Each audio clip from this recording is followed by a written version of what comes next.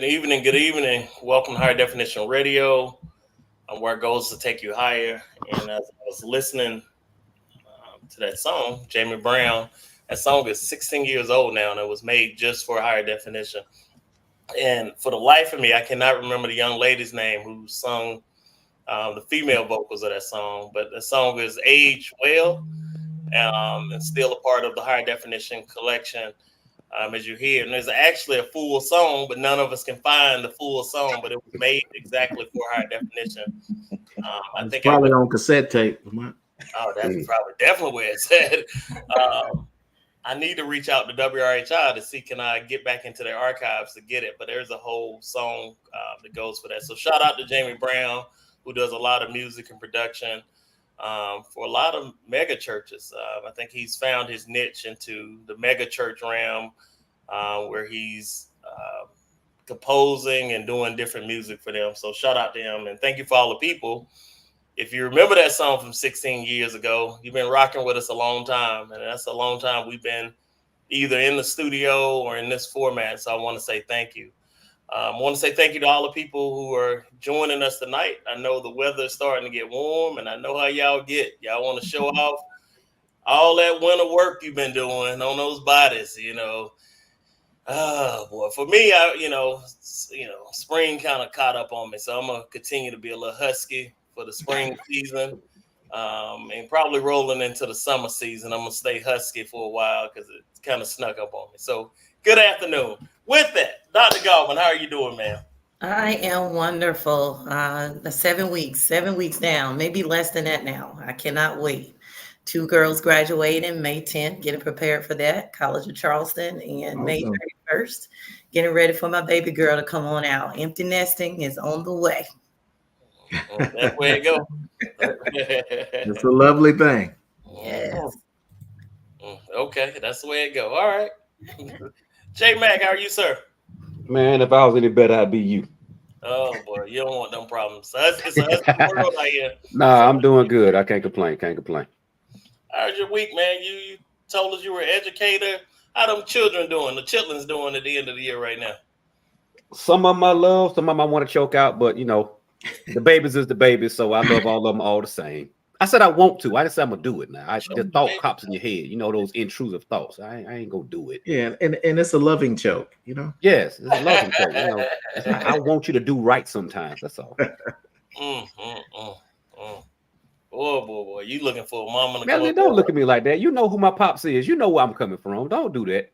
Definitely. That's why I'm just being quiet. Right. See. He want a mama with a bonnet to come up to the school and show out on him. That's what he looking at. It is. Flip flops. All right. Miss Tasha, how are you, ma'am? I'm good. It's a lovely day. I came inside. Oh, I see. I see. The mosquitoes must have got to out there. No, it was going dark, and I was like, oh, God, I see what Lamont's talking about. Let me go ahead and transition on into the house. You know how we do. Some of us want to show out and say we outside, hot Oh, girl. my God.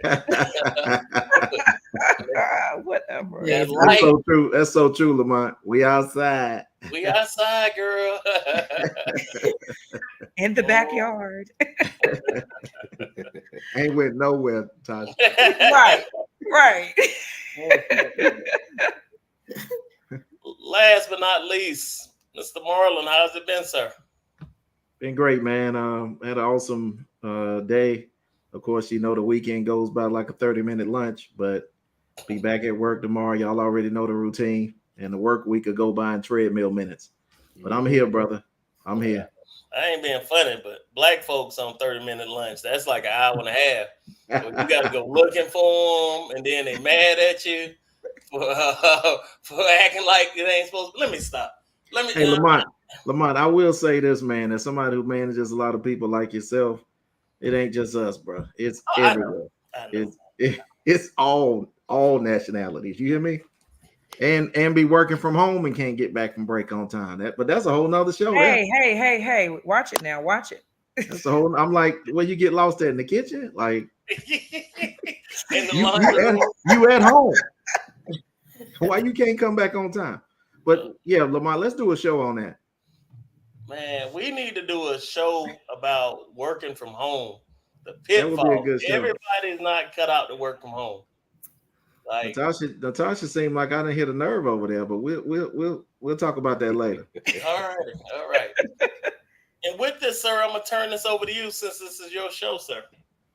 All right. I want to thank everybody, like Lamont stated, man. Just thank everybody for chiming in. Once again, like our page, High Definition Radio. Please like and share if you're on now. Tag a friend. And once the show is going like now, we love to get your input. So if there's anything that touches you or anything you want to give any input on, we love to read your comments, which Lamont will put up on the screen. If you have any questions during the show, we love to answer them. But I also want to thank our special guest tonight for joining. And definitely interesting topic as we talk about fear of success. While some of us are afraid to be successful. And, a lot of times when I state that, a lot of people will say, well, I ain't never been afraid to be successful. What are you talking about? Who doesn't want to be successful? But if you truly kind of look and think about some of these questions we'll ask during the show and truly reflect, you may be able to relate to some of these things. Of course, I understand everybody wants to be successful. Well, most people I know want to be successful. But there are some underlying fears that are there on the path to trying to be that. So I'll start out by talking about fear of success, and then I'll ask the panel some questions here. So fear of success is not necessarily the fear of reaching that deeply personal achievement. Instead, most of the time, it's the fear of the possible change of consequence when you actually reach that goal. How would you be looked at? How can you sustain that goal? And I think sometimes we just kind of get inside our heads. But what I want to start out is asking the panel, and I'll start with you, J Mac. We always look at how the world defines success versus how we actually define success, and sometimes we fall in what the world's definition of success is. So personally for you, and I want the panel to be thinking about this as well, J Mac, what does success look like to you?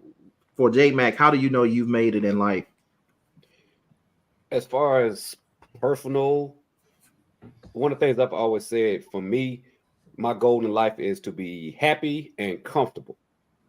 You're not going to be happy all the time. It's not going to be always, rainbows and gumdrops. It's going to be some bad times. But if I can think to myself that overall I live a happy life, then I'm okay with that.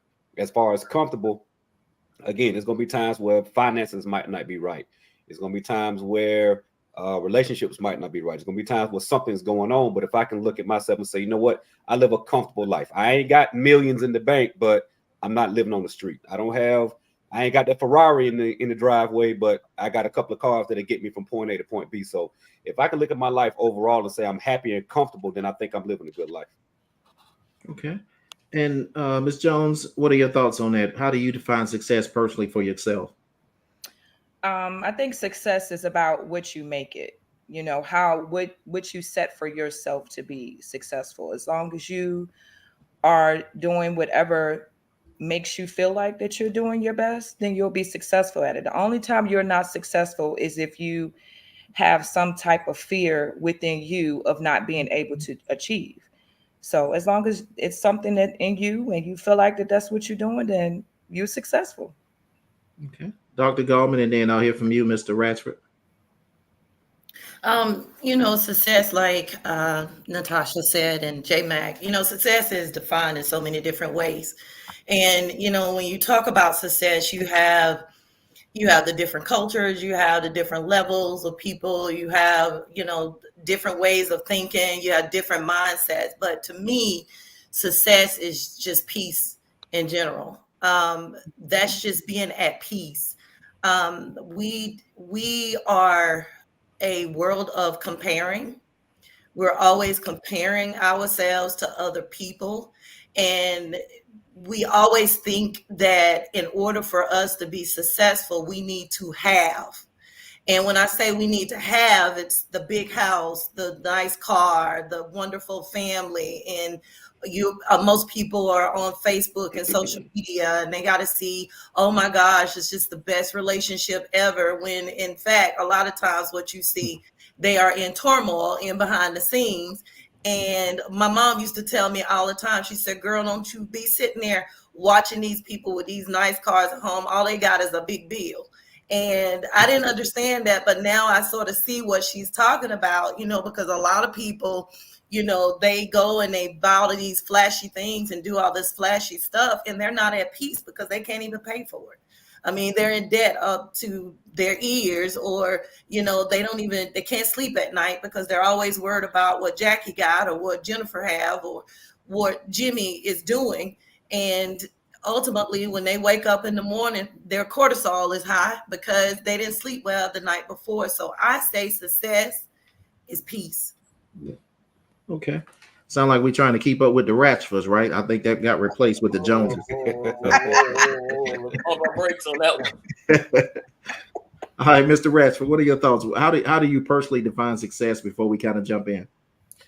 I think I've been guilty, especially early on, measuring it by stuff, being able to do a lot of different things. But as I've gotten a little bit older, success is my kids' health, their outreach in this world. And I think sometimes I realize a lot of times I have to take a back seat to make sure my kids are successful. That means I might give up a lot of things that I would want to do or feel like I should be doing in order to make them successful. So less about me, more about my kids and their happiness. And even that goes a little too far at times, because it becomes a thing of they want, not need for their success. So I have to be even careful on that. Okay. And, you know, great panel. I'm glad everybody defines success, you know, as peace with your kids and things like that. And honestly, y'all, you think about everything that y'all are stating. If the world was like this, can y'all imagine what type of place we would have if the focus was on the sacrifice for your children? I'm not saying everybody doesn't do that, but we all know when you kind of, if you took a poll right now, what people would define success for. Some of y'all mentioned it, you know, the bigger homes, the successful businesses, you know, the millions and millions of dollars, generational wealth, things like that. But of course, as we've seen in the past, and we talked about in the prior show, you have some of the richest of the rich, you know, commit suicide. You still have some of the richest of the rich have, you know, just as many problems as others would, when we always be like, well, give me those problems. Give me all that money. Let me see what that feels like.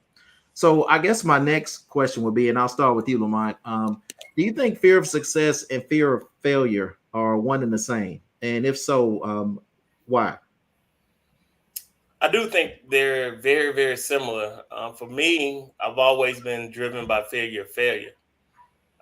Like failure has not been an option. Like the lights need to be on. We got to have a roof over our head. That might mean 2 jobs, 3 jobs, whatever it takes. I cannot fail. That has meant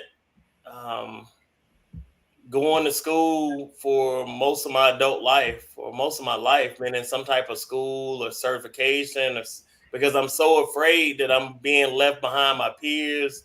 So yeah, so in fear of success, I see people, especially sometimes people, and there's different personalities out there. Everyone can't be an A personality, everyone can't be a B personality, and you don't want to work around those people. But I mentor so many people that I say work for me or report to me that have a fear. You can see all the potential in the world of them, but for some reason, somebody told them they can't be successful. And that is stuck with them more than their own God-given ability. So I do believe those are the same. Okay. Dr. Gallman, what are your thoughts on fear of failure and fear of success? Do they coincide? They're on the same plane for sure. I do believe that they are. You know, when you talk about fear of success and you talk about fear of failure, you know, fear of success can be now how can I explain this?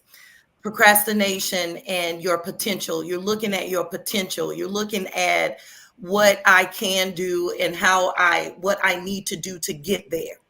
And when you look at it that way, a lot of people procrastinate because, you know, they're not so much as afraid of being successful, but they're afraid of the things that they have to deal with along the way.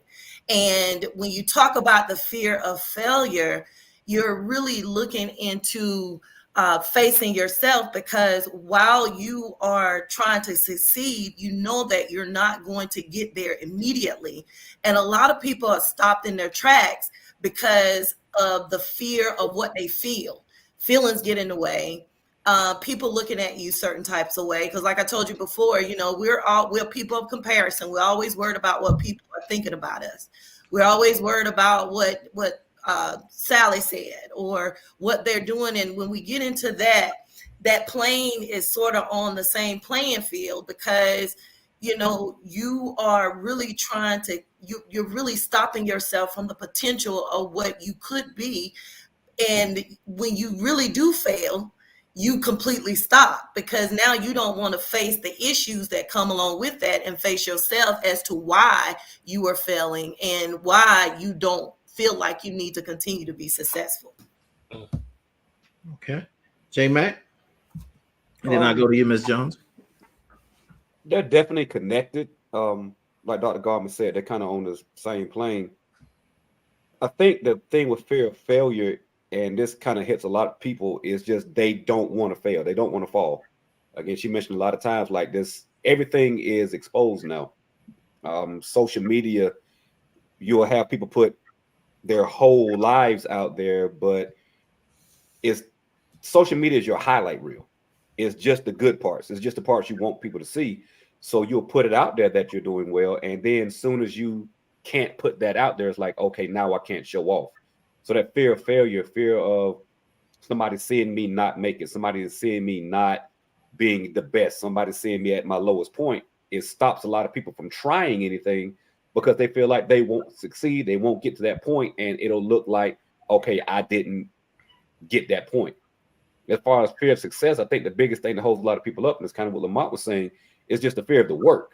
Like, you know what you want to have, you know what you want to do, but you're scared to put that effort into it. You're scared to step out there. You're scared to take that leap of faith, and that holds a lot of people back from reaching their full potential. That successful life, that successful business, that successful relationship, whatever that they could have, they're scared. They're just scared to put the work into it. Can I add one more thing? Mm-hmm. You know, I found too, just, you know, talking with so many people and seeing so many things. A lot of people are afraid of success because they're afraid of being exposed, like Jeremy just said. Like, they have so many secret things that go on in their lives, and they don't want other people to find out the real thing. So, like what's the phrase? Fake it till you make it. Mm-hmm. That is a real thing. People do fake it until they make it because they are afraid that they will be exposed. They don't want people to know the truth about their lives, or trying to figure out ways to process through or move away from that. Okay. And Ms. Jones, what are your thoughts on how they correlate fear of failure and success? I think they're one and the same, but Dr. Galman just said what I was about to say. With success, with the fear of success, people are afraid of being exposed. You don't know what skeletons in your closet can come forth when you become successful. People are sometimes in fear of, once that type of money comes to them, what to do, what their life will look like, what would they have to deal with, especially like a lot of blackmailing that can come forth, especially if people say, I know something about you. Mm-hmm. You don't know how that can come forward when you become successful. And that's a lot of things we have to do with social media, like everyone was saying, how that can bring up so much stuff, because guess what doesn't go away? Videos and pictures. It's always there, and it's always, somebody is going to have something accessible somewhere. You may think it's gone, but then it may not be. Those are things that we are, you know, seeing today, as far as, you know, like with different celebrities, when they have different things going on, they feel like they live in this lavish life, and now all of a sudden all your skeletons are out. And everything is being taken, you know, from you when you thought you were sitting on top of the world. Right. And the failure part, I think that people fear failure is because if you don't try, how do you know you're going to fail? And it bothers me when people say, oh, I can't do that because I'm scared. What are you scared of? How do you know that you're going to be scared or it's not going to work if you didn't try it? It's the same way when you're trying to do entrepreneurship. How do you know you can't run a business if you don't make an attempt to try to run that business? You can't automatically say it's going to fail because it says in the word, what you put out in the atmosphere, you know, you speak. Life and death is in the power of the tongue. So if you're already speaking death over your situation, over your success, or over whatever it is that you're going to do, then the failure is going to happen regardless of what. So yeah, they're one and the same. You Yeah. know, some people are afraid of the fear of success because when you talk about the fear of success, because they don't like the word no. People don't like to be denied or told that they can't do something by someone else. And I personally don't like that because, you know, some of us like control, and I've been working through that. Holy Spirit really been working with me on the whole control situation because I don't like for people to tell me no. But I worked for somebody before, and he told me one thing. He said, Dr. Goldman, he said, it's not going to hurt for you to ask the question. You can only get one or two answers, yes or no. And I got to thinking about that. And I was like, you know what? Forget it. I'm going to have to be a little bit more bold. If I want something and I want to try, and I can get only one or two answers, yes or no. If you tell me no, okay, fine. I'll find somebody else that can do it. See, that's that control part. But if you say yes, then I know that that is what the answer or what I should do. And then it's easier to move on. And you know, that's me. I hate being told no. I'd be like, you told me no? Why would you tell me no of all people? And I think as you start growing in things and what it is that you're trying to do, you have to understand that sometimes it's just not that time. It's taken me, you know, in my 21 years to understand, be quiet, what no actually means, because I mean, I would literally, like, I stopped dealing with people because they told me no. And it's a control thing. I like to be in control.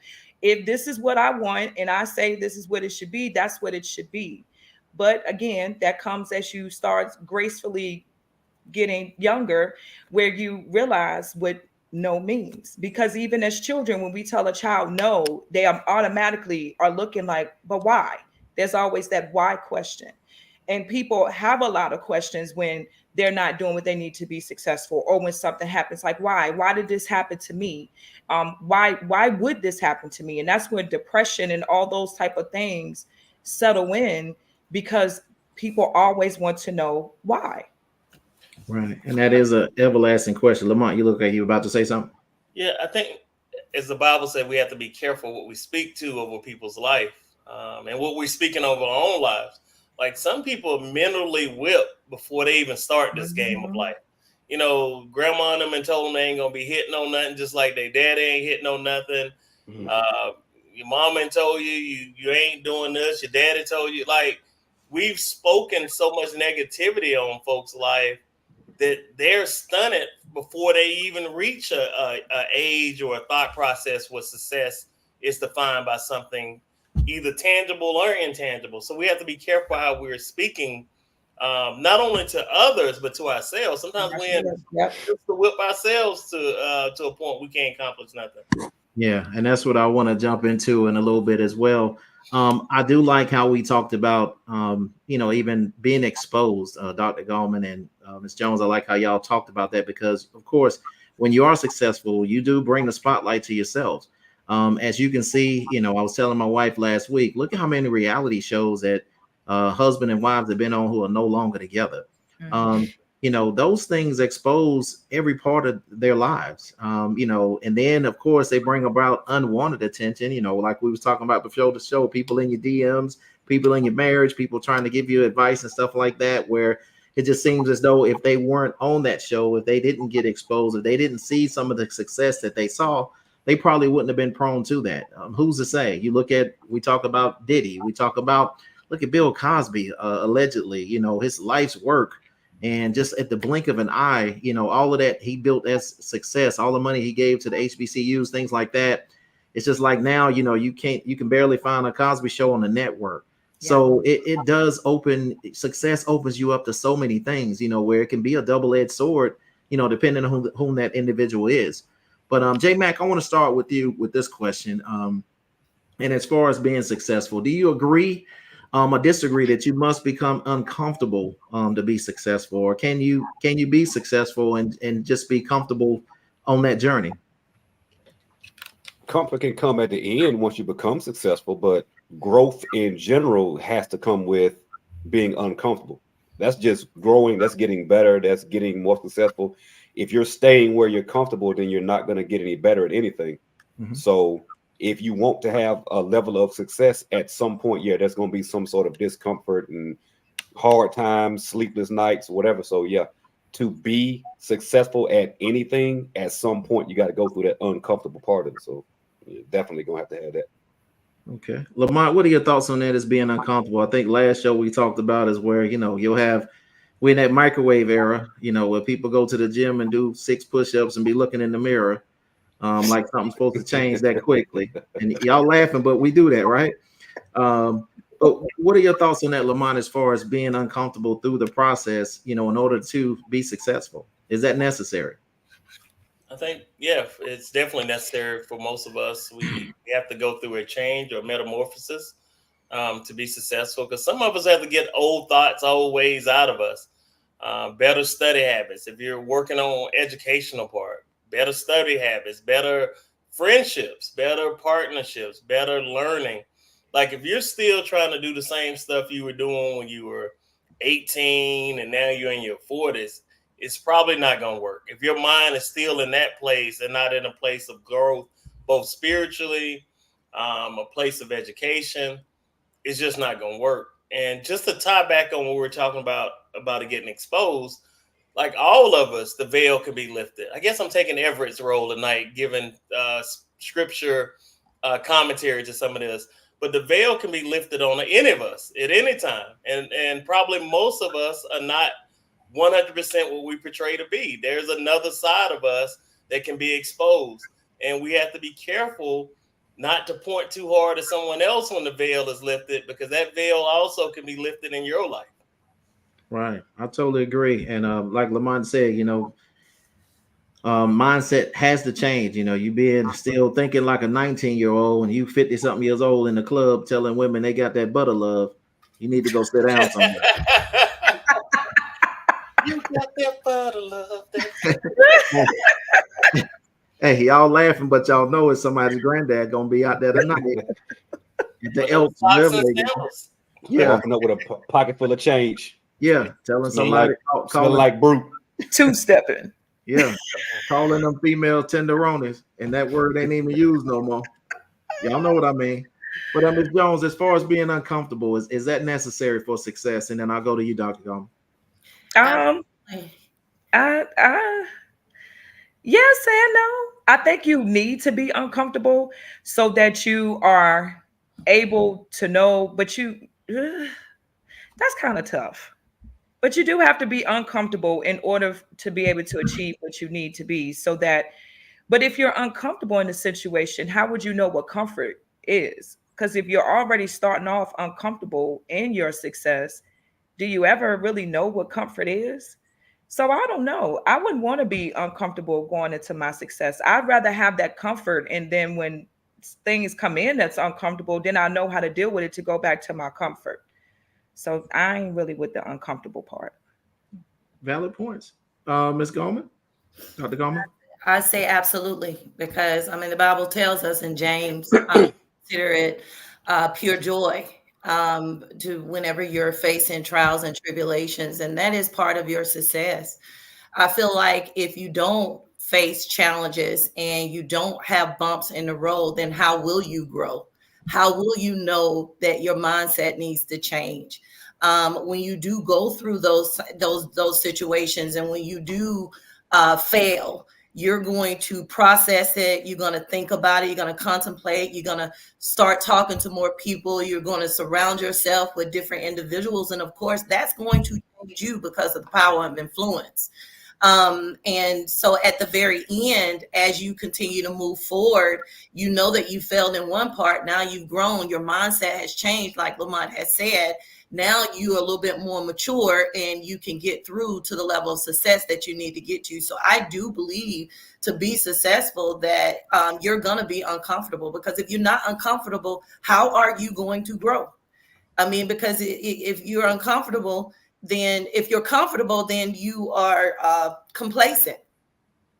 Like Lamont said, you know, a lot of people, they get into this complacent zone, and you know, when they turn 45 years old, they're still in the same place that they were when they were 19, still around the same people, still not moving forward, still talking about the same things. Conversation is completely not what you want to talk about.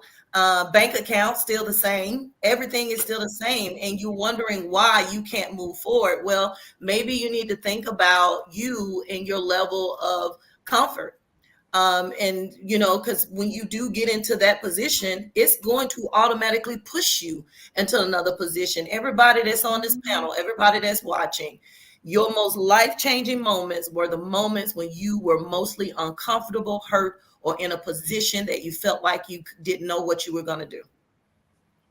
Great points. And, you know, definitely I appreciate everybody's viewpoint on that. I know, you know, as far as success goes and being uncomfortable, it doesn't feel right. And I want to let the audience know as well, you know, I don't want people to think the focus is on money and things. You know, we're talking about relationships. We're talking about stuff with your children, on your job. All of that can be considered, you know, kind of fear of success with those particular situations. So how you're handling those. So once again, we appreciate your feedback. You know, if anyone relates to any of these things or even have something to share, we definitely appreciate that.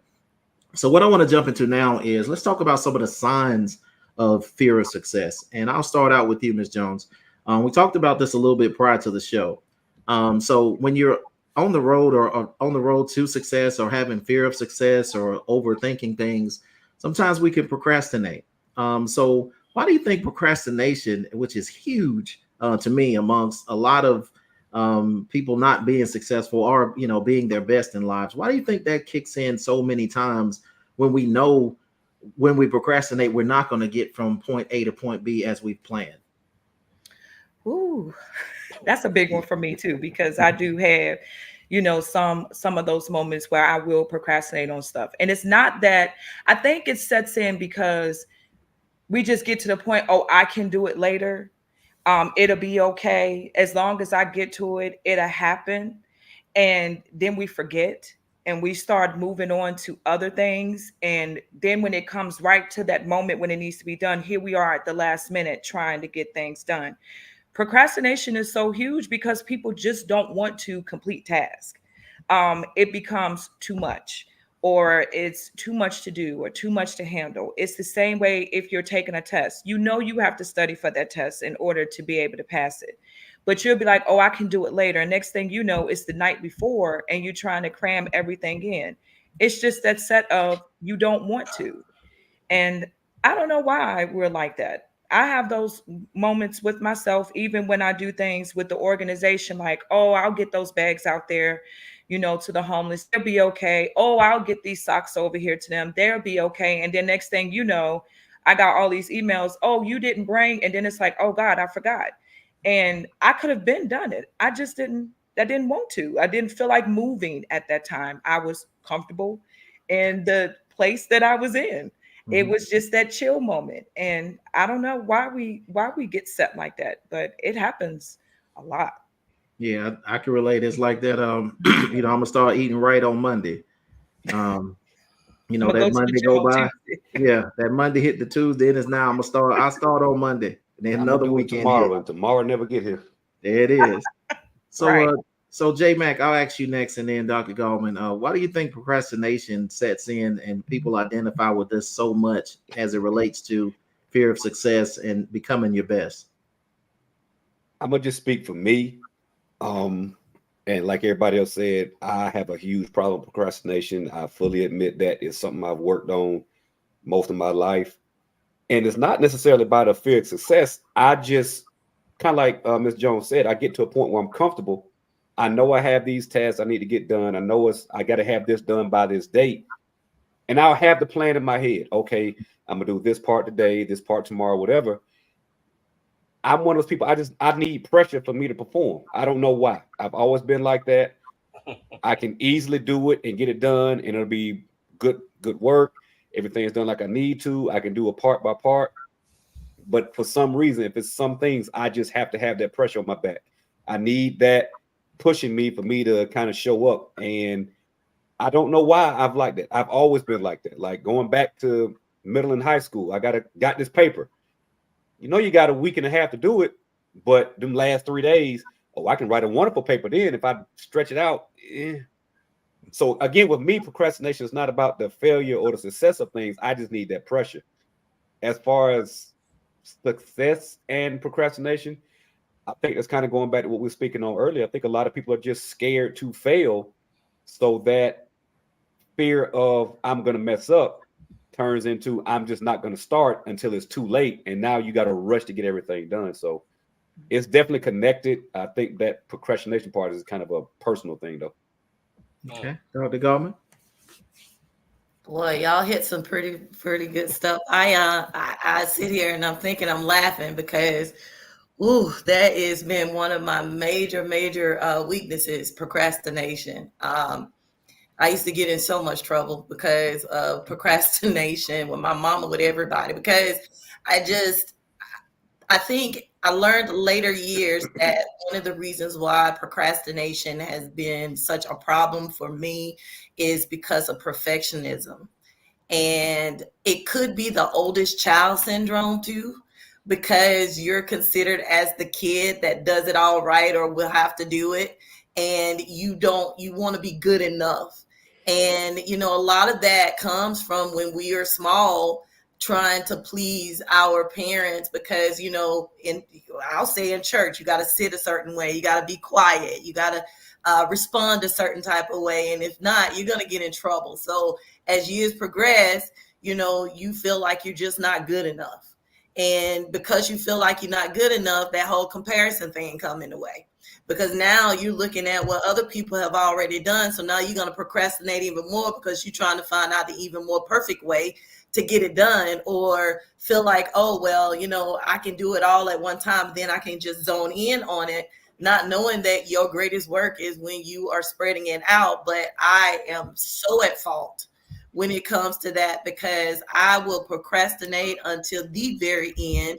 I have gotten a lot better than that, because now my profession, it will put me in a doozy if I procrastinate. I have to think about things way ahead of time and try to stay ahead of the game. So it has taught me a lot. And I think God said, I'm going to push you into something now. You have no other choice but to get it done. So, I think it stems all the way back to when you are a child, whatever happened during that time as to the reason why you procrastinate, and that perfectionism just get in the way. And you just feel like, listen, I don't even think that I'm good enough to even do this. And not saying that's my confidence. I think that I have confidence, there's a lot of people that have plenty of confidence, but they just want to make sure that it's right the first time. It's just like being saved. I'll go to church tomorrow. I'll get saved next week. I'll talk to the pastor at the next day, and you're not even here, and it's too late. So we just, a lot of times, I think it's perfectionism. We just got to get it right first. Okay. Mr. Radford? Nah, this is one of them self-sabotaging things as a culture. As a culture, like Black folks got their own time, CP time. Like, for whatever reason, taking that little bit more effort, we are paralyzed to celebrate lateness, tardiness, procrastination, to a point that it hurts us. Go ahead, Marlon. Bless you. Okay. And I think what Lamont led to, which I was talking about, procrastination, does it coincide with self-sabotage as far as really procrastination? Does it equal to you finding an excuse to quit? I know you talk, J-Mac, as far as you like operating under pressure, but do you think it would be possible as well for others, as far as with them procrastinating, to be to coincide with self-sabotaging things or finding excuses to quit? What are your thoughts on that? I've known, again, in education, you'll have kids where, all right, this assignment is due at this time. And as a teacher, I can tell the kids that have taken time, and I can tell the kids that have rushed through it. Mm-hmm. I'm not saying that if I procrastinate and put that pressure on me, it's going to be as good as if I did it and stretch it out. I'm just saying a lot of times I don't even start performing and getting my effort and work in until I got that pressure on me. So it's not a thing of me performing better or getting a better performance under pressure. I think I do well with pressure. It's just it's a problem for me. It's always been like that. Going back to school, some things are easy for me, so I like, okay, everything else should be easy for me. And then when it comes down to now it's time to do the work, oops, let me go ahead and put that pressure on myself. So it's, for me, again, it's a thing of laziness, complacency, just not wanting to do it. It's a lot of things, but procrastination for me, again, it's a problem that I've been dealing with, still dealing with, and trying to get better at all the time. Okay, and continuing with the signs of the fear of success, Ms. Jones, do you feel like procrastination and self-sabotage, as far as fall in line with finding excuses to quit, do you think all of those kind of coincide with each other? Yeah, because we as humans, we'll just do that. We'll stop something, or we'll automatically, like I said earlier, life and death is in the power of the tongue. We would speak those things over ourselves at time, and we should not. You should just try. Always speak positive. We would take those negative aspects that we got from in our childhood, where they said you weren't going to be anything, or you're a statistic, and that will cause us to not want to do what it is that we have to do, and we are already, messing up things for ourselves. Okay. Dr. Gallman, what are your thoughts on those two coinciding as far as procrastination, self-sabotage, giving yourself excuses to quit on the road to success? I think that both of them are hitting it, and Lamont hit it before he switched over. Self-sabotaging, even when I talked about the perfectionism, it all stems from fear. It's just the fear of being, the fear of people and what they're saying. We're always so worried about what people say about us that it puts us in that zone to take our time, to not get it done, and to just be so afraid that it's just not done right, period. And that's why we procrastinate the way that we do.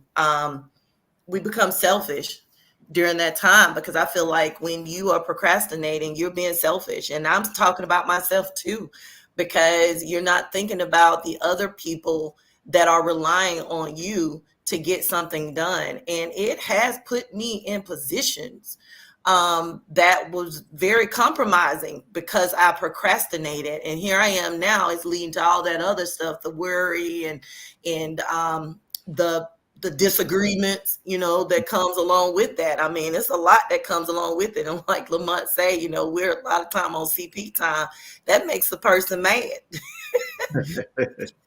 Because, to me, I think that's just being selfish. I mean, and it is self-sabotaging at the end of the day, because you're not really thinking about others, and you're definitely not thinking about what you can do to make it better. If anything, you just kind of become paralyzed. Like you say, you can't move. You don't even know what to do, because now everything's piled on you at one time. You can't move. Mm-hmm. Okay. And also talked about prior to the show, some of the signs of fear of success. We talked about downplaying your achievements. I talked about this myself.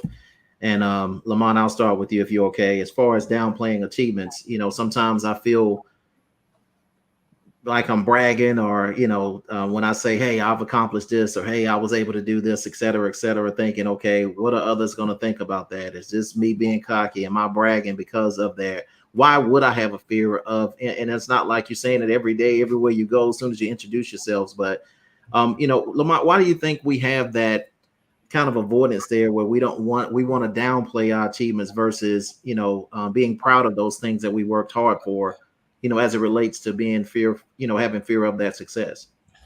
I also think this is a generational thing. I know we've done shows on generational curses, things that seem to repeat itself, but we are told to be humble, to not brag, to boast, to underplay what we've done. Our glory will come from God. And in that same breath, you're probably going to cheat yourself out of a lot of opportunities There's some people out there that ain't got no problem taking credit for some work. And they're going to be first in line reminding the boss. Facts. The same way, let me make this point to the last segment.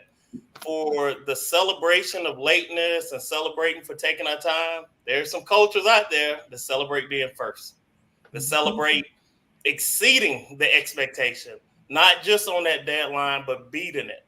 So you're in competition with not only just your culture, you're in competition with a lot of groups. And if you're not careful, you can downplay yourself so much from the success you have that you're going to cheat yourself out of many more opportunities because of your humbleness. And some of that is church. And I know we don't want to say anything bad about church, and I'm not saying anything bad about church, but I am saying the whole humbleness, the God recognizes us, which is true.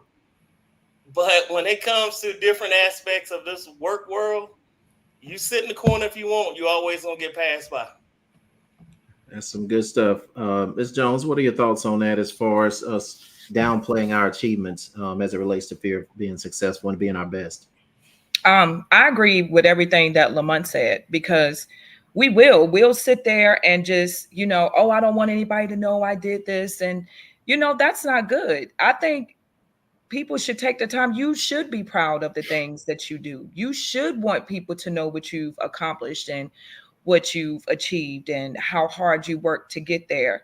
And it becomes very disturbing when we don't do that, when we just sit and hold in all that stuff. And, when we need somebody to cheer us on in our corner, you need somebody to be clapping their hands for you and celebrating you. But like Lamont said, that came from a lot of things when growing up, when everybody say your reward will be given to you in heaven.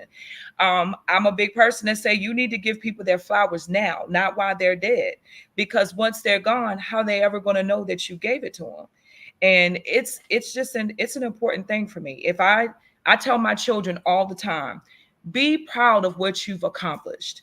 Be proud to be able to stand and say, I did that. Because if you don't, then how is anyone ever going to know what you're doing? How do you think you're going to be able to move and do things in life if nobody knows what they're celebrating about you? When I got my promotion on my job, I called all my friends. I finally did it. And I talked about it for days. And anybody that, if any of them, they would tell you, it takes me, I talk about it 300 times before I let it go, because I need that. That's my love language. Tell me that I'm doing a great job. Let me know, because if not, then you'll keep pushing yourself. And when you realize that you're not speaking out of your mouth what you're doing, then it just sits there and it just looks like a fork on a plate with nothing attached to it. And that, that's not good. But it happens a lot. People downplay themselves a lot. Okay. Dr. Gallman, and then I'll go to you, J Mac. Oh, it's so much to unwrap in that, and I'll try to be as short as possible. I personally have been one of those who, and I don't know, I'm saying I'm a lot tonight, and I'm trying not to do that, but I personally have been one of those type people who don't like to celebrate myself loudly, or I always shy away when others say you've done this and you've done such a wonderful job with that. And a lot of that is I do have a humble spirit. I know that. And I think too, indoctrination through church and things like that has played a major role in you sitting back, you doing whatever you need to do and sitting back and staying humble. And there is a difference. But we are in a world where everything is online and everything is everywhere, and you are exposed to pride, and everybody wants to brag about everything that they have. I mean, I have been in situations where I'm talking to someone and it is always what I call a one-up. If you say one thing, they got a one-up. If you say this, it is something else that they do, and they, and it's just so wonderful in their lives. And I think that I have set back from that because I get tired of hearing those one-ups. But at the same time, in the same light, someone told me a couple of years ago because I've always kind of treaded behind someone or behind something instead of allowing my gifts to show or to be exposed. And they said, if you don't speak up, nobody else is going to speak up for you. If you don't do it, who will? And that was major, because I was always I would speak up. I didn't have a problem speaking up, but I would always shy away because I didn't want to rattle the fence or to get someone upset because I may have done it this way and it may have been celebrated and you are not celebrated, and then it becomes a friction between me and this person. And a lot of people do it because of that, because they don't want the friction with the other people, family members. That list could go on and on and on as to the reason why so many people just don't like to be celebrated. And I've learned now, if you want to move up, you better speak up. Because if you don't, then guess what? You're going to remain in the same spot that you're in, and you can't be afraid to rattle the fence, because if you are, then guess what? No change will be made, no difference will be made, and you're still going to be sitting once again with the same mindset, hoping and praying that somebody sees you and somebody say, hey, wonderful job. But if you don't pat yourself on the back, then you know what? Just remain where you are, because nobody else is going to do it for you the way you can. All right, J-Mac. I was listening to everybody talk, and I cannot remember who it was. I just remember it was an older Masonic brother of mine, and I just remember the discussion was kind of what we're talking about. And the way he said it was, it's a sad fraud that can't praise his own lily pad. You in a bad situation if you can't big up yourself sometime. The problem is, I think a lot of people, it's a fine line between confident and cocky. If you're confident in what you're doing and you're speaking on what you're doing and you're looking like, just, hey, look at what I did. Nobody has a problem with a confident person. A cocky person is going to have a lot of haters, and people don't like being hated on.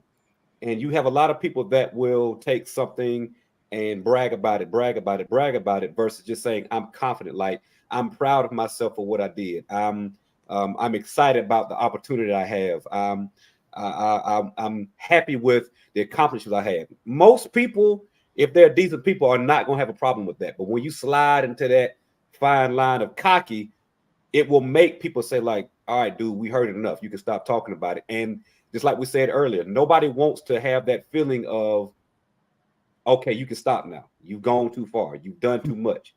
And then it'll slide into, well, you really ain't do that much to begin with. So, I mean, like, if you did this, well, guess what? I did this. And it goes back to that one-upmanship that Dr. Gardner was saying about. So that fine line between confident and being able to speak on what you're doing and say what you're doing and having people happy to celebrate your accomplishments with you can easily slide into cocky, and now it feels like you're bragging.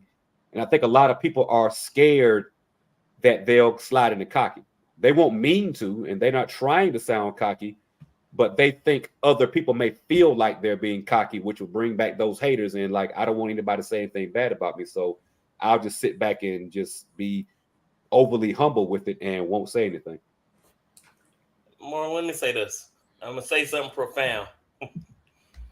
There's a lot less qualified people in leadership than not. And the difference is they speak up for themselves. They don't mind telling folks, going to the manager's office, saying what they've done, how they did it, what they think about it. They don't mind explaining the techniques they went about it. And I think what we're messing up is we want to be quiet, humble. They'll recognize me at some point. You know, I've been here for 15 years. At some point, they're going to recognize this great job I'm doing. I'm saying as a culture, we got to be, we can't have it both ways. We never rising to the top and getting some of these top leadership positions, but we never put ourselves out there to get these leadership positions. So we have to be careful with that. And I keep saying it's our culture of how we're being brought up to be so humble that it's crippling us. Yeah, and I definitely relate to that, Lamont, you know, as far as being humble, not speaking up, not saying anything. Even having a prior manager that's no longer with the company I'm with, literally almost every meeting, any networking that will be done, He would always talk about, hey, I was the best in class in this, JD Powers this. He was, just continually, I did this, I did that, to the point I was just like, okay, we get it, brother. We know what you've done. But what I noticed with this gentleman, who I was reporting to at the time, I started seeing him get promoted, and I was the one that pretty much ended up training him on some things. And I watched him continue to grow in the company. And I'm sitting here, like Lamont said, they'll recognize you. You know what I'm saying? You're doing good work. Just stay humble, keep your head down, whatever.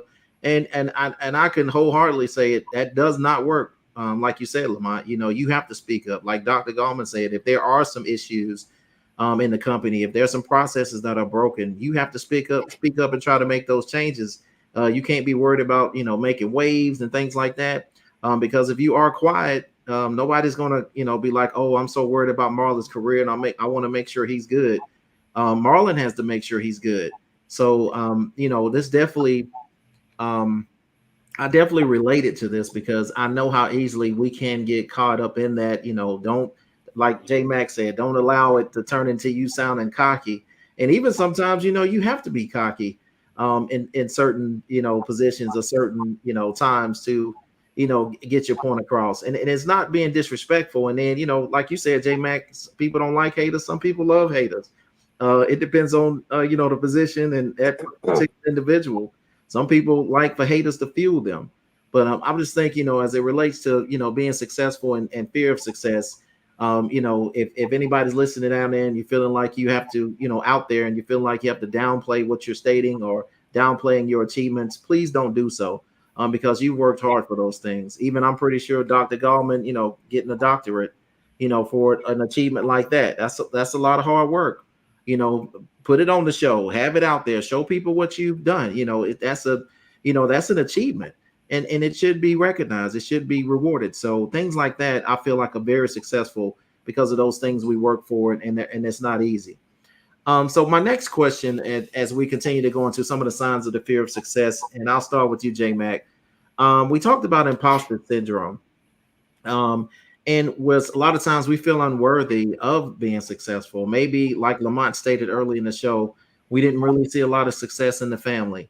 We didn't see anyone maybe graduate from college, with a degree or get one of those jobs that we consider to be, very, very fruitful.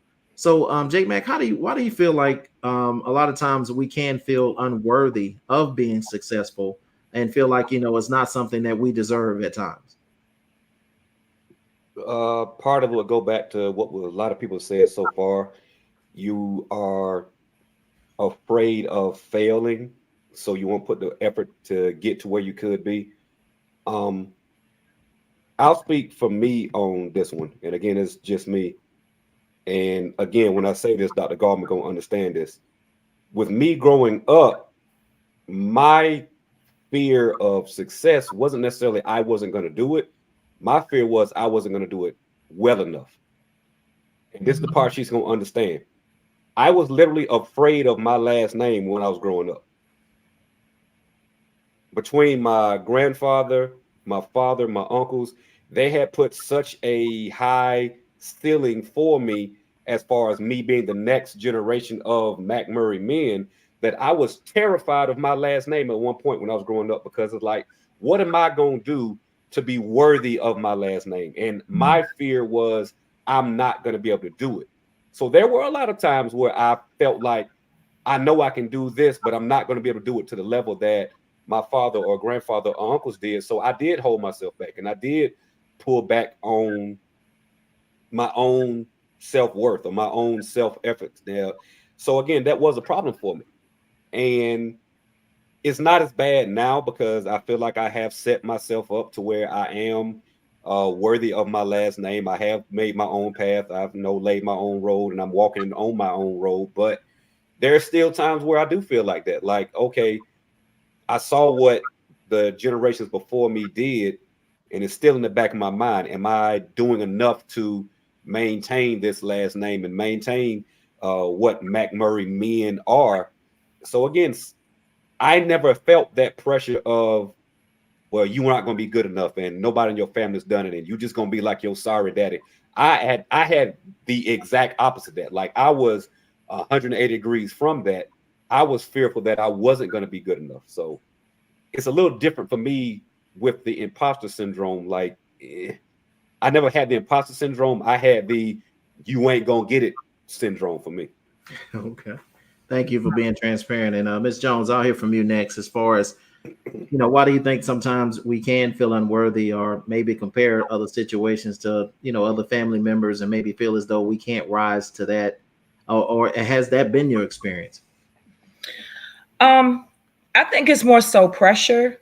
I didn't have that experience. I was the one that was told because I had a child at 17 that I wasn't going to do anything. I was just a statistic. I was going to be in the system and all those things. But then, like I said earlier, I've been at the same job for 26 years. But I didn't go to college. I educated myself, reading different things online and taking different courses and stuff, making sure I had certificates and things that were needed for me to do what I needed to do in corporate America and for myself. There was no one for me to look up to. Everything that I learned was from a street mentality, or I learned by watching the Cosbys and different things like that. My grandmother was the one that was a huge influence on making sure that I didn't stay stuck. We have that part in life where we just feel like we're not going to make it because it all depends what's being said to you, how it's coming at you. We always are looking for what people think of us. And it's maybe bad to say, but I don't care what people say or think about me. You don't have to live in my shoes. You don't know what it took for me or anyone else to get to where we go. People always want to count other people's pockets or count what other people are doing instead of worrying about themselves. But we all want to stumble and fall short. But at the end of the day, the question is, how do you get back up? You don't have to. You have a lot of people that use filters to make it seem like that this is what their life is like. I always say that those that have to post every minute of their day have a filter on their life when really inside they're really struggling within themselves. They really can't get to the point of where they want to get to themselves because they're struggling. You don't have to show me a fake you. You can show me the real you, because I'm going to always give you the real me.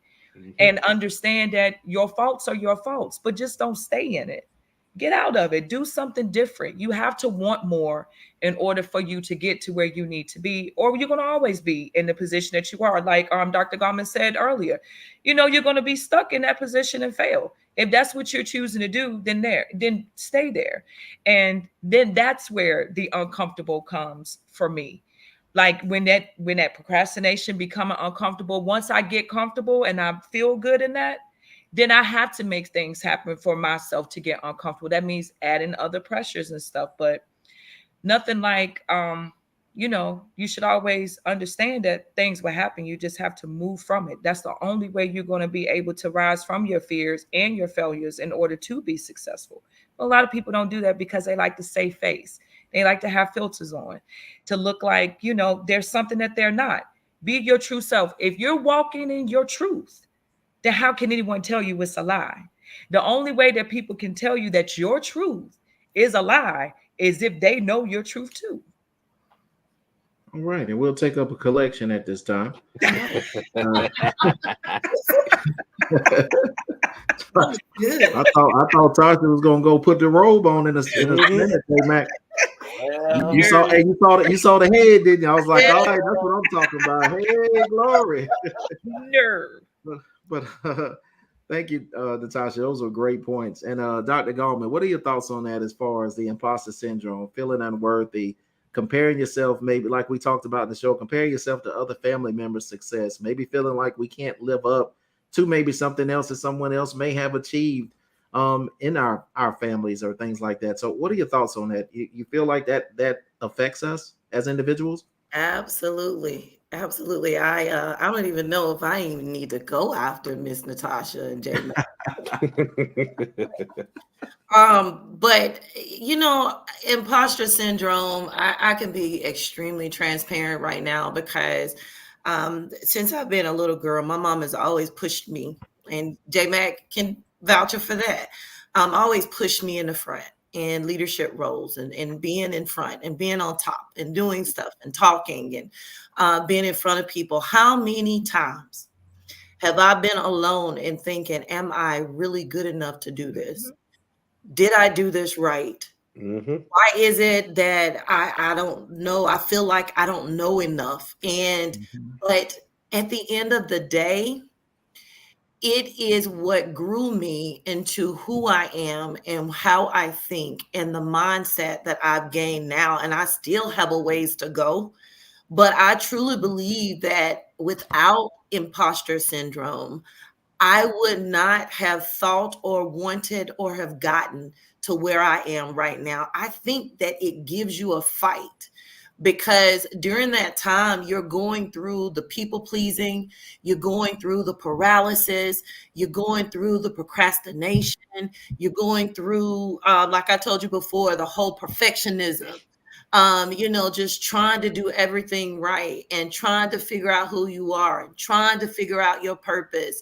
And each time you're questioning your abilities to be able to do so. And now it's a little different. I kind of think of it from a different end and a different mindset because my mind is set in Christ. So I know that I can do all things through Christ who strengthens me. And now that I know that, it makes it a little bit different to deal with. But there are so many people that don't want to face themselves, like Natasha say. And because of that, they put this facade on that they know what they're doing. And I call these people know-it-alls. And I feel like those are the ones who do all of the talking and not enough action. And those are the people that really kind of get to my nerves a little bit because they really just don't know and they're not knowledgeable about what's really going on. I think those are the ones that you need to look out for but the ones who have gone through the imposter syndrome are the ones that you probably need to connect with because they have grown and they understand what it feels like to be unworthy or to feel unworthy. It's definitely a moment of mindset change. Okay. And Mr. Ratchford, what are your thoughts on that, the imposter syndrome? No, this is an interesting even conversation. So for the most people know, I've been a manager, director longer than I've been just not in my career. So even in my early 20s, and I literally travel the world and the United States. And I just remember early on not understanding utensils, like what fork goes where, and going to these big dinners and all these places and feeling so out of place because I didn't understand the utensils or how you serve meals. And, I didn't even know there was different wine glasses that, there's one for red, one for white, and how water is passed. And I know all this stuff sounds strange, but if you're in a room full of people who all know these things and you're the one that don't, and it's obvious, I even hold my fork a little funny. So that lets you know I put a lot of thought into this imposter syndrome. I grip my fork. I don't hold it like a utensil, but that's something you probably pick up as a child and you never let it go. So you become so self-conscious about, man, I don't belong here. These tangible things that people can see about me, I don't belong. But I'm probably the most educated person in the room, the person with the most experience in the room, the person with the most leadership in the room. But there's still a feeling that I don't belong.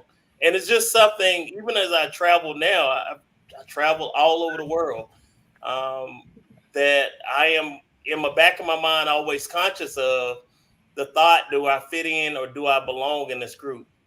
And that's not a conversation for pity, but it's something that drives me to make sure that I'm setting myself up for success. And it makes me also mentor other people that look like me to early on to say, hey, this is how this works. Not to embarrass, but to pull it to the side to say, hey, this is your dinner fork. This is your salad fork. This is how they're going to come serve meals.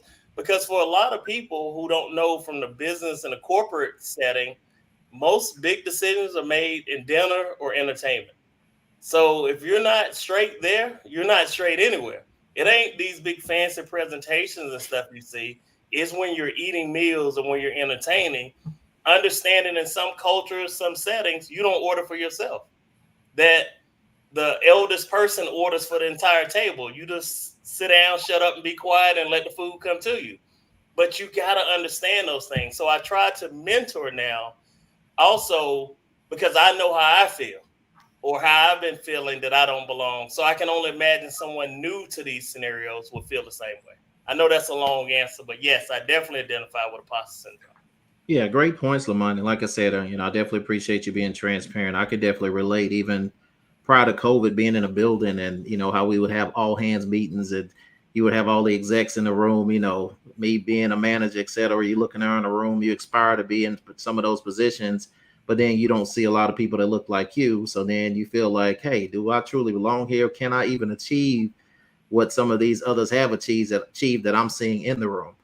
And, the answer is, yes, you can. And a lot of times, I think what happens sometimes we can talk ourselves out of, promotions and things like that by allowing that fear to set in, allowing that to overtake. And then that's what we talk about self-sabotage and kind of quitting on your journey or not really pushing like you should because you've already given up mentally, even though you're there physically. So that those things can really kick in, and to me, your mind is so powerful. So I think like we talked about on the show, as far as what you set your mind to, that's really the renewing of your mind is really what you would need to do in those type of situations. And, ask God, of course, putting him first and say, God, I do belong here. There's a reason I'm in this room. And I know you have a purpose for me. So as we kind of go into the end, I have one more portion where we kind of talk about how do we overcome some of the fear of success. And I think Lamont has been hitting on, mentorship, which I had one of the bullet points, which I think is very important. And Lamont, I'm glad that you are doing those things because those are very important. I signed up for several things like that at my job where I had someone, who was a AVP that mentored me that I was able to learn a lot from. And, my thoughts on AVPs, I thought, stuck up, they don't talk to people. They're so different, this, that, and the other. But, I found through that mentorship program that they have fears too. They feel like they don't know everything as well. They don't have all the answers. They're not just this, the person I was with, they're not just this stuffy person that sits in the office and, just gives out orders and doesn't care. And, I had the opportunity to experience that. And I think that's very important. But what I want to ask the panel here as far as overcoming the fear of success, and I'll start with you, J Mac. How important do you feel that having positive affirmations daily as you look in that mirror when you get up every morning, J Mac, saying those things to yourself or even prior to going to bed and things like that to encourage yourself? How do you think that plays in helping you overcome the fear of success? And I'll ask the rest of the panel as well with that question. Self-confidence, your self-worth, how you see your own abilities, how you see your own frailties, whatever you want to call it. You have to keep that positivity going about yourself, or you will fall into those old traps of negativity, procrastination. I'm not good enough. So being able to keep that positive mindset is essential to success. We spoke earlier about how to be successful, you got to go through those uncomfortable times because that's how you grow and that's how you get better. If you're in an uncomfortable situation and you don't have that self-worth and self-esteem to say, okay, it's hard now, but I'm gonna make it through, you're gonna get stuck in those places. You're gonna get stuck in those positions to where somebody else is gonna pass you by because they do have that self-confidence to speak up and say, well, I did this. And they might speak up and say, I did this, and it'd be something you actually did. It might be your work that they're taking credit for because you were scared to say, hey, I did this. So a positive self-image, self-esteem, self-worth, it's incredibly important to being successful at anything, not just business. It could be family, it can be relationships, it can be just you have a hobby that you want to pick up. You're gonna struggle at anything at first, and you got to understand, okay, me struggling now is not gonna be me struggling forever. Like, you're gonna get better at things. You're gonna get better if you keep that attitude of I can get better and I will get better. So if you want to call it positive affirmations daily, if you want to call it just working on self-esteem, whatever it is, you have to see yourself being able to grow to get better at anything, and that growth is going to lead to success at anything you do. Okay. Dr. Goldman, how important is positive affirmations with yourself daily on the road to success? I, you know, um, there are a lot of people that can't take positive affirmations. And I personally struggle with that. And I feel like I'm just telling everything's transparent today. But uh, I struggled with that because I felt like I didn't need for anybody to tell me I'm doing a good job, or even to myself. But I understood that through time, it only puts you in a position to make you feel like you really aren't good enough. And you start to think negatively, and not only in just the workplace, but in your relationships and the way that you deal with people. And I had gotten to a point where I had to ask God for wisdom. And what I didn't understand at that time was, when I was asking God for wisdom, I had to go through those things to understand what wisdom looked like. And I found out that part of that is that affirmation and having compassion and empathy that goes along with it. And with that being said, you learn to go through your day. I did a graduation speech at a graduation ceremony, Stay in Your Lane. Um, you learn to stay in your lane. You learn that you are here for purpose. You are here to serve. You are here to love. And when you start to see that and stand in your own lane, then you focus on what God has for you, and not worrying about what other people are saying and comparing yourself to other people. And you look for those who may have that struggle just like you. Just like Lamont said, mentor someone, having that compassion and empathy on someone. And I find myself in that position now, where I know the struggles that I've gone through to be able to grow, to be able to be a part of something, to feel a certain type of way. Because like y'all say, how many times have I been in a room and I'm the only one that looks like me? And when I'm in that room, I don't, I'm trying to figure out, okay, well, I need to make sure that I know how to do this. But at the same time, I'm grateful for that, because that is part of that journey of wisdom. God teaching me how to deal, and somebody else that comes along the way, you're showing compassion and empathy and helping them so that they wouldn't have to feel or go through the things that you go through.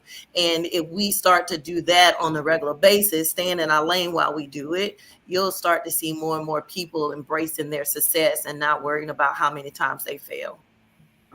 Okay. Ms. Jones, positive affirmations, how important is that as far as overcoming some of the fear that comes along with being successful? It's very important. If you were to go in my bathroom and look on my mirror, I have positive affirmations that I write on there for the week to myself, to remind myself, make sure you read this scripture, or, remember you are awesome. And then I always think about when I was at the well, and one line that they would say is that I'm a king's kid with a royal status, which affords me preferential treatment. I make sure that I remind myself that I am a child of God, and I deserve preferential treatment because I am his. Some people need that positivity.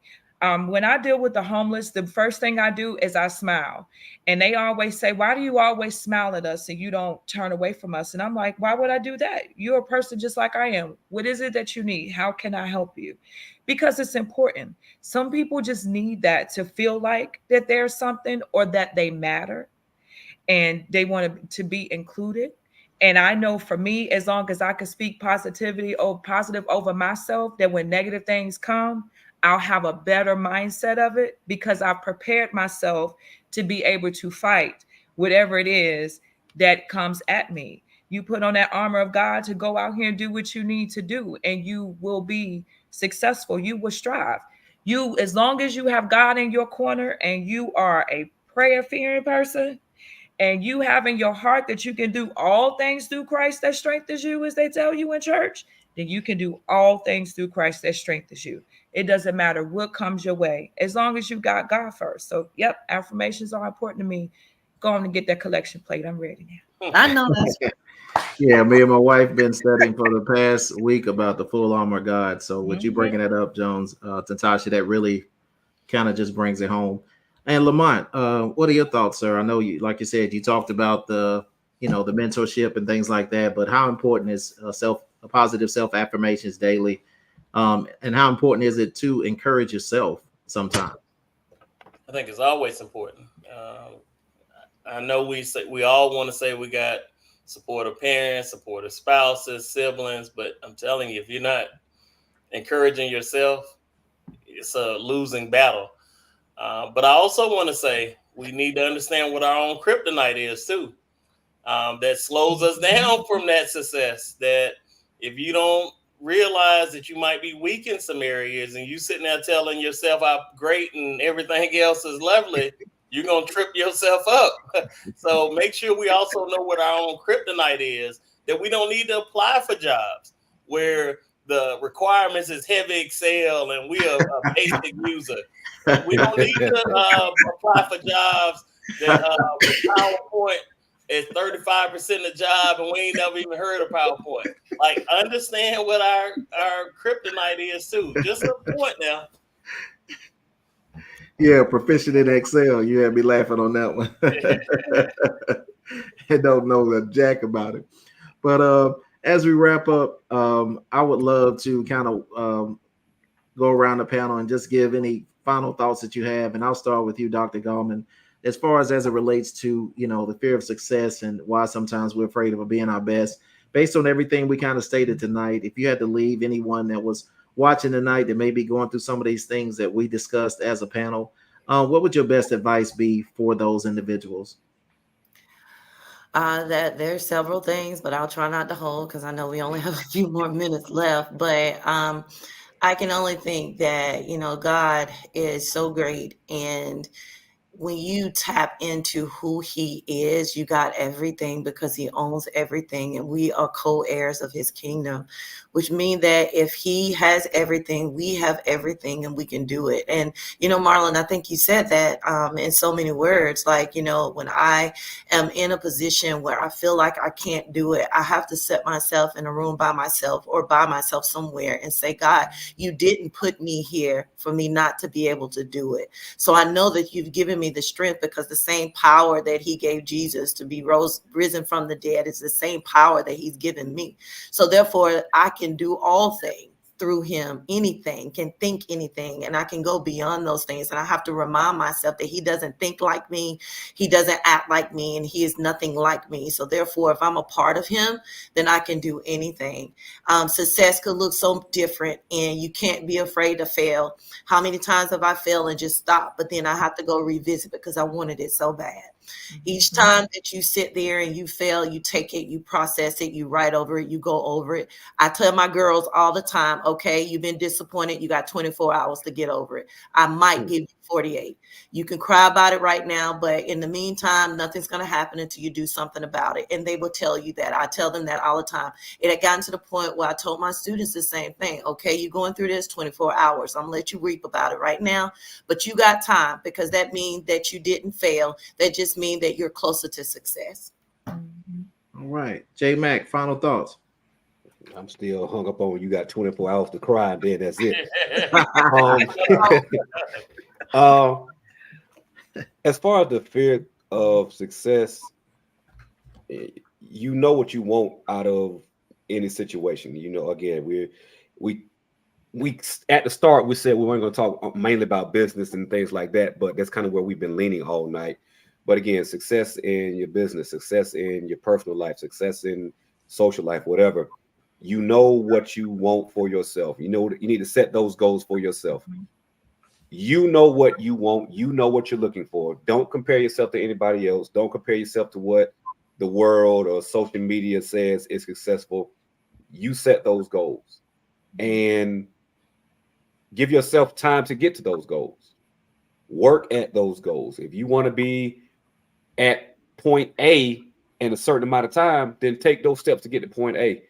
And again, kind of like Dr. Gallman was saying, one of the things I tell my students is don't lose track of the success and the progress you've made getting to the goal if you miss it by a couple of steps. If you want to say, if I'm failing class now and I want to have an A average by the end of the semester, and an A is a 90, but you get to an 89, you didn't fail because you grew that much.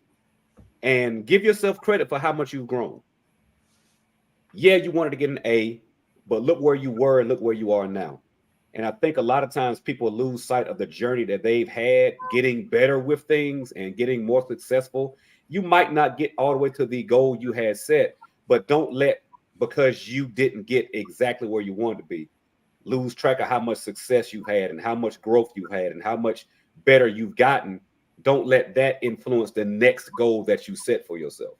If you didn't make this goal exactly, okay, yeah, you got 24 hours, cry about it, but then look back how far you came and let that be a part of the motivation for the next goal you set for yourself. So just because you didn't get one thing don't mean you can't get the next, and never lose sight of how much better you're getting, how much you're growing in all aspects of life, and let that be the motivation to push you to your next step. Okay. Final thoughts, Minister Jones. Great. Don't give up. Get a journal, write the vision down, make it plain. That's it. It's that simple. If you give up, I mean, how the song go, Lamont? Don't give up on God, and He won't give up on you. Wait a minute. If you giving up on yourself, then you can't be upset about what happens in your life. But don't give up, even when you think you fail. Like they said, keep trying until you get to that point. But get that journal, write that vision down, and make it plain. Yeah, and I'll give a few final thoughts. Then, Lamont, I'll let you take us out. As far as what I gather from the show, it's nothing wrong with having, healthy fear of success. A lot of times, that'll allow us to be careful as we make our plans and go through things. I think we talked about tonight being comfortable, being uncomfortable. A lot of things come, success comes out of that. We even talked about in the prior show in the Bible, a lot of great things that came out of situations where individuals were placed in uncomfortable situations, but great things came out of those things. But I will say, just stay steadfast to the goal. Make sure you are planning. As the panel has stated, of course, put God first. That's first and foremost. Put on that full armor of God, because you are going to run into some obstacles on the road to success. Don't compare your success to other success, how they got that success. I was going to tell Lamont we could do a whole nother show on. Sometimes I'll question why some of the most corrupt people can be the most successful people. When I think, I'm like, how does that have anything to do with God? But that's another show. But I will say, as far as anyone out there that's, going through that process right now, maybe you feel like giving up. Maybe you feel like things aren't working out. A lot of times that's when you are the closest to your breakthrough. So hold on. Continue to pray, continue to stay steadfast. And as Natasha talked about, write that vision and make it plain. And Lamont, I'll have you take us out, sir. No, I want to thank everyone for watching and listening and joining. A great conversation. And I think we all have this issue. Matthew 5:37 talks about letting your yeses be yeses and your noes be noes. And I think anything else beyond that is based on evil. I think we overcommit to things. We procrastinate. And pinky swear this time. I'm going to get this done. I just give me one more chance. And our intentions are not right. So make sure we're sticking by our own word, and it makes our life a little easier. And if the answer is no, that's okay. That success also comes from no. Like, I can't do this, or it's too much. I'm juggling too much right now. And let that be the answer. But success is not just one path to success. There's a lot of paths that lead to Rome. And we have to remember that. So don't look at someone else and try to measure yourself to that standard that they've set, but create your own, because you're all an individual child of God. Thank you again for watching and joining. Powerful show, because just talking about us as sometimes as a culture, us as individuals, us on our jobs, us in the church, us growing up, like all that affects us every single day. And we have to remember that and stay prayed up. Please have a blessed and safe week. It's supposed to be warm if you're in the southeastern part of the U.S. this week, and spring quickly became summer. The air is back on, but be safe through all things. People are still being sick. We still have a lot of people dying, seem like senseless deaths with murders, especially with our kids. So I commend the people that's working with our young folks, who are doing the hard work, the heavy lifting every single day to make sure our community is safe. And with that, I want to say have a blessed and safe week, and have a good night. Good night. Good night.